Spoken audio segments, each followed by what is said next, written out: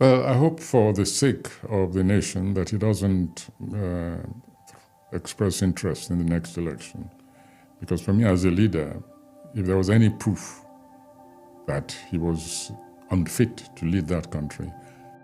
Nobel laureate Professor Wole Soyinka is back again to talk. He promised that he's going to give Bola Ahmed Tinubu the benefit of doubt. After 1 year, he's going to talk about his administration, where May 29 will make Bola Ahmed Tinubu 1 year in office, and we are expecting him to talk. But he has come out, and the person he's talking about is Mr. Peter Obi. It's like there's this obsession he has about Mr. Peter Obi and the Obidient movement, where we are going to dissect all that after you're done listening to him and everything he has to say about Mr. Peter Obi and the Obidient movement. I will see you at the end of the video. One of the things that revealed that lack of critical thinking for me was the last elections. And that's going to be my next topic with you, Prof, is when you saw how Obedience treated you, the way they weren't receptive to critical thinking, to your critique of Peter Obi or the movement. For me, I'm like, there's nothing wrong in criticizing Peter Obi. We all have a right to do that as Nigerian citizens. Not just any human being at all should be criticized. That's the only way we're going to get better, if we allow ourselves to be criticized.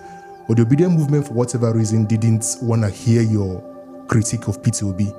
And rather than offering constructive debate and saying the points that Professor Wole Soyinka raised at these points, and I don't agree with him on these points, they went into being personal, into being, in my own opinion, very abusive towards you. And so for me, that revealed for me the fact that our education standards are so poor that rather than attacking the points that you raised, they attacked your person. And so for me, my question would be, how did you feel looking at that, and how would you explain the Obedient movement, or how can we come back from that Well, again, it has to do with education. I must tell you, by the way, that I didn't read all this, but of course, certain links were sent to me, especially when factual errors would be the wrong, when facts were being manufactured, quote unquote, being manufactured. I read these things, I was disgusted. There's no other word for it. I really was disgusted. And I know that I realized, of course, it was orchestrated. Internet has become so promiscuous. And even VNow, I know that there is a relay, I use the word relay mechanism, which is triggered into action by those who control what we call the trolls of the internet. And so my disgust and contempt, I just went about my business, because anybody on this earth who thinks he can stop me telling the truth as I see it needs to go and have his or her head examined. It's as elementary as that. But it was depressing to see those who wanted to be political leaders encouraging that kind of action, that kind of attitude in the youth. And my mind went to the expression, they don't know what they're doing. Those who sow the wind will reap the whirlwind. These very trolls, these foot soldiers whom they think, these myrmidons of hate, whom they've trained in that aspect. One of these days, they'll be astonished, they will turn on them and teach them a lesson. And so my attitude was very blasé, to remain blasé about the whole thing. But it is, for me, a sad phenomenon, especially for those who want to lead a multi-textured society, different religions, different ethnic groups, different worldviews, who actually want to preside over such group, as one. It means that they've already declared themselves incompetent to lead such an entity. That's it. What do you think of the person, Mr. Peter Obi? What do you think? How do you think he can make it right? What mistakes do you think he made, and do you think he has a chance in the next election? Well, I hope for the sake of the nation that he doesn't express interest in the next election. Because for me as a leader, if there was any proof that he was unfit to lead that country, It's in the conduct which he encouraged among his followers. I know for a fact, and I can give you an instance which prove that he was in control of those forces. All right, you've heard our Nobel laureate say that he was disgusted with what was being, said on the social media about him. But he's looking for an apology. Apology from who? From those he called fascists. Yes, Wole Soyinka called some set of persons fascists, and they reacted angrily. Now, Prof.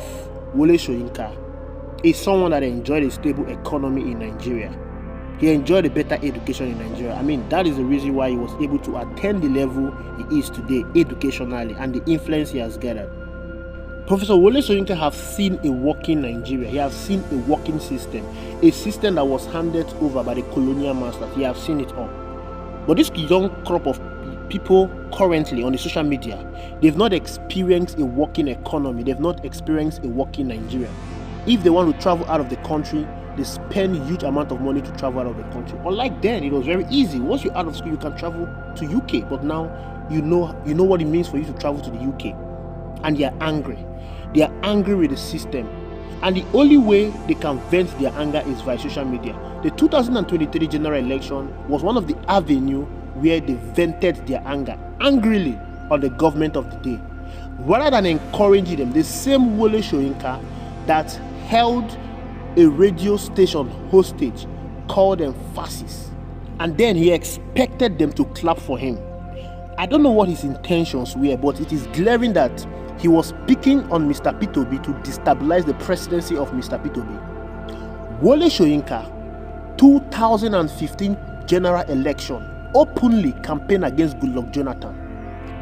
He was among the elite that led the protest for the removal of the fuel subsidy. Recall, Kayode Fayobi of Ekiti State came out recently to say that protest was sponsored by the opposition, the ACN, then which formed the APC. They sponsored that protest to jeopardize the presidency of Goodluck Jonathan, because if fuel subsidy had been removed in 2012 as proposed by Goodluck Jonathan, it would have boosted the economy of this country. But our Nobel laureate, Professor Wole Soyinka, was among those that protested against the removal of the fuel subsidy.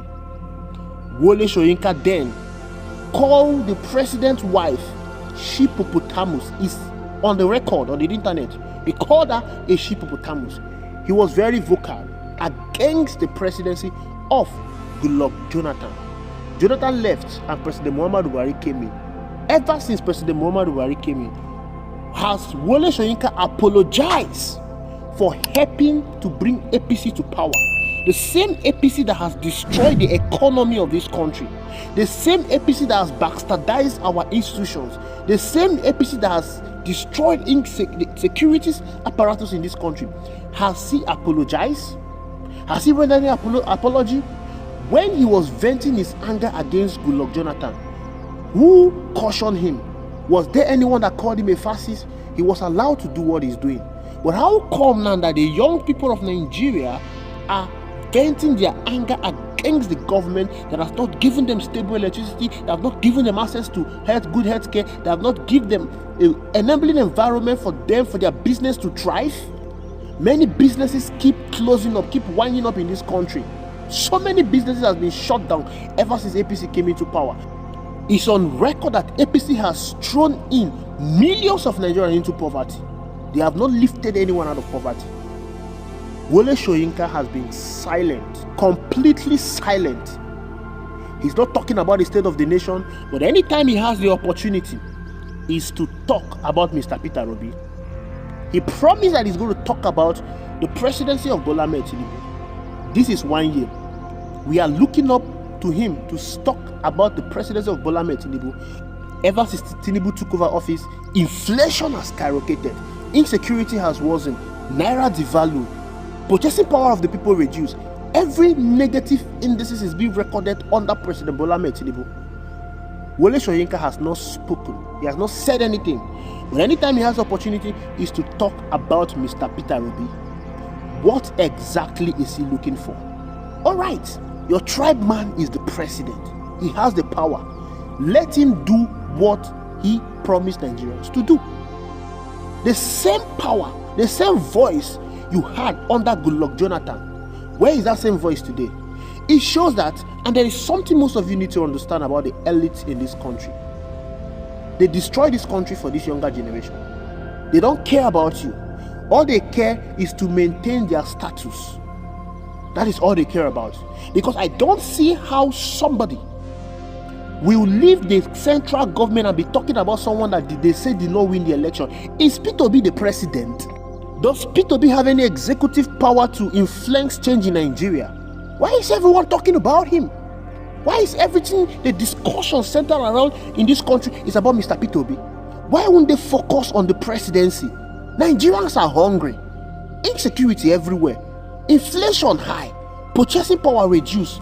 Why won't they focus on the governance of the day? Why Mr. Peter Obi? They said he didn't win the election, but every day they keep talking about him. It is so crazy because you have to understand that when Peter Obi said that I'm going to destroy the criminality, the structure of criminality, this is what he's talking about. Because these people have made themselves rich, lord over the poor people in this country, and they don't want the poor people in this country to lift up their head. That is why they will do everything possible to maintain the status quo. Wole Soyinka is 89 years. He will be clocking 90 years. Is he the kind of person you want to listen to? He has enjoyed his life as a Nigerian, enjoyed a stable economy, enjoyed good education. What are you enjoying as a Nigerian? Are you enjoying a stable economy? He has access to good healthcare. Do you have access to good healthcare? Everything he's doing is a game plan. He's playing to a script. Keep the people divided. Keep the people confused. So the status quo of criminality will be maintained. But the question I want to pose to you, are you enjoying all the things that Wole Soyinka is enjoying? Are you going to listen to him? Will you listen to him? Will you take advice from someone like this? What is his contribution to the governance of this country? Well, it seems I'm not the only one that have, reservation about Wole Soyinka. Someone he trained, a veteran journalist, has this to say about Wole Soyinka. Listen. I was a member of the Pirates Confraternity in 75. And guess what? The principle, the rudder blades that he put together at that time is what is in me. And part of it is that you say it as it is. And on deck we'll say, is no friend, no foe. And that's why I'd like people to, what I'm going to say now, I'd like people to look at it first. He won't mind. He created, is part of, people like him and Fela Kuti created this man sitting in front of you. And that's what they were known for. Professor doesn't understand the social media. He's way out of his league. When I say way out of his league, I don't mean intellectually. Even I, at my age, I'll be 70 next year, I struggled to keep up. So I've ignored some aspects. There is nothing called social media. The social media is not, you can't say this is the social media. It's amorphous. It's amorphous. And some of the things that he complains about are societal problems. It's the marketplace. And so if you go to the marketplace and you mingle with them, you take it, the good, the bad, and the ugly. He is complaining about the language they use in the social media. He called the first lady. It was said that he called her a sheepopotamus. I stand to be corrected. If he says he didn't say that, I'll take it in good faith. But that's the report that we got. So it's even when members of the Pirates now had the song I was singing during the campaign, he was the one who taught us to react to social issues. We didn't take it personal with the man.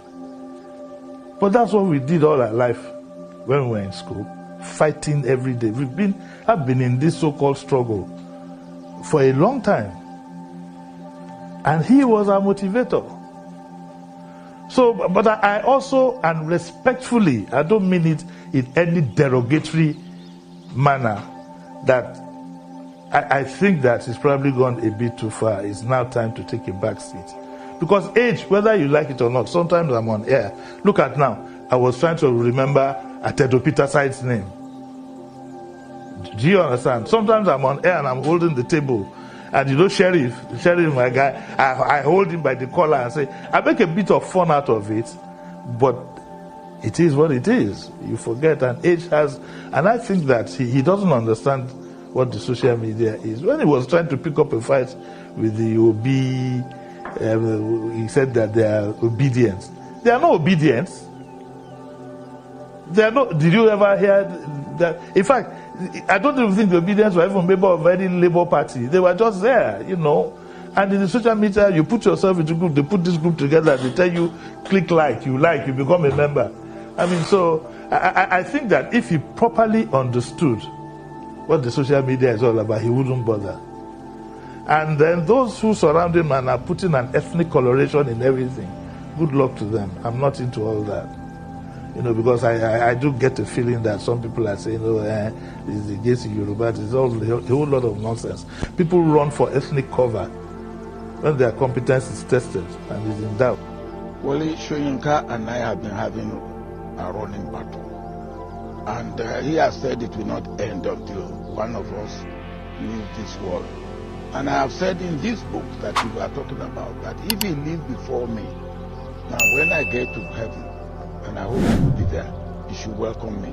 If I live before him, when he comes, I will welcome him. But Wole Soyinka is a gifted man. I have always acknowledged that.